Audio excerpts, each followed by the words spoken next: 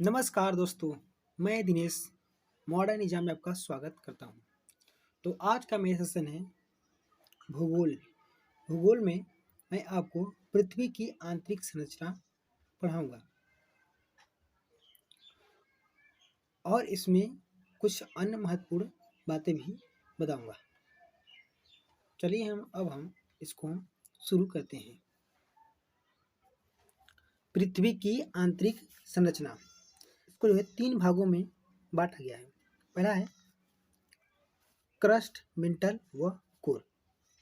अगर हम क्रस्ट की बात करें, क्रस्ट जो कि 0 से लेकर 30 किलोमीटर होता है। उसके बाद मेंटल होता है जो कि 30 से लेकर के 2900 किमी होती है, और कोर जो है 30 से लेकर के 6371, यानी कि पूरा पृथ्वी के केंद्र तक।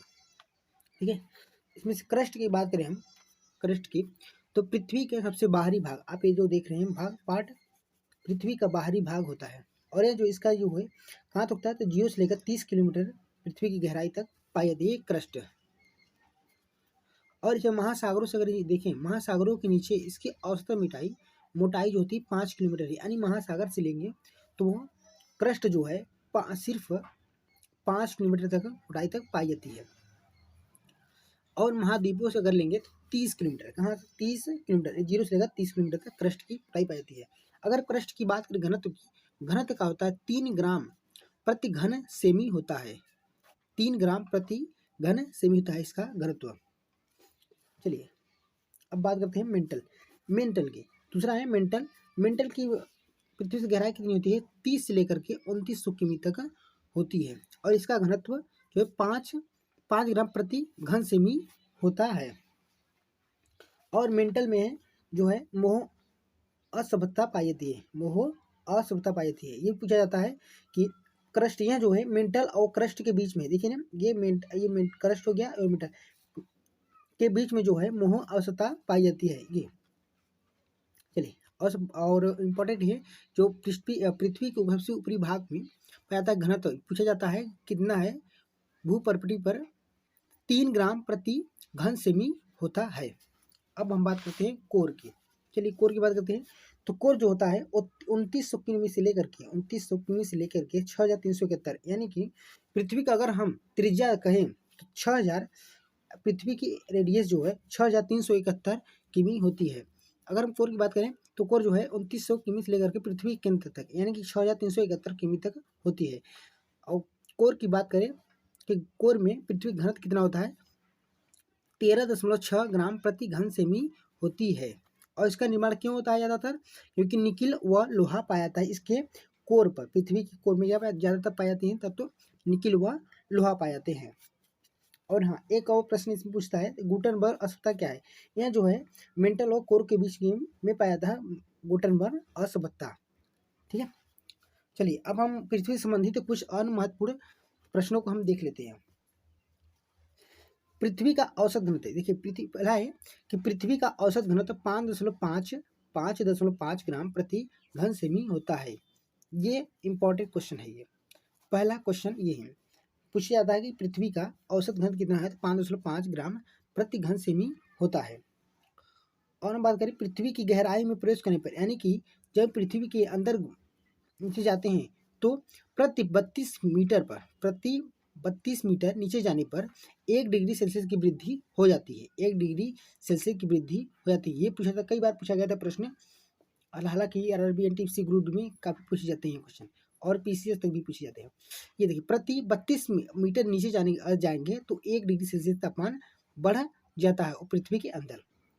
और बात करते हैं पृथ्वी के आंतरिक भाग से ऊष्मा का प्रवाह बाहर की ओर तापीय, ये तो तापीय संवहन तरंगों के रूप में होता है। यानी कि जो पृथ्वी के अंदर ऊष्मा होती है वह जो है तापीय संवहन के रंगों के रूप में होता है, यानी कि बाहर की ओर निकलती है तापीय संवहन के द्वारा। ठीक है, बात करते हैं मेंटल के ऊपरी भाग को हम एस्थीनो, ये मेंटल का ऊपरी भाग, ये मेंटल है,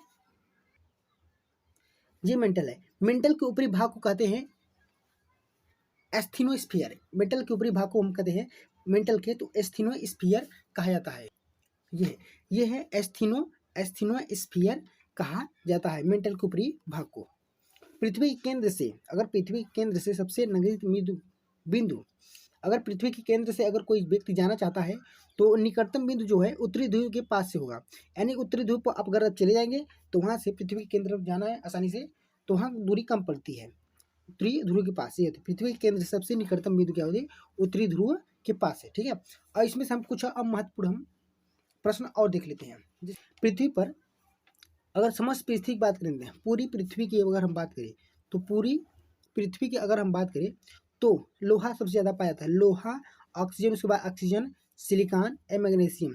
ये लोहा जो है तत्व है, और लोहा क्या है, धातु है, ऑक्सीजन अधातु है, सिलिकॉन उपधातु है। ठीक है ना, पूछा जाता है सबसे ज़्यादा तत्व कौन पाया जाता है, तो लोहा। अगर हम धातु की बात करें तो लोहा पाया जाता है, और अधातु की बात करें तो ऑक्सीजन सबसे ज़्यादा पाई जाती है, उपधातु की बात करें सबसे ज़्यादा तो सिलिकॉन पाई जाती है। इसका ट्रिक है याद करने का।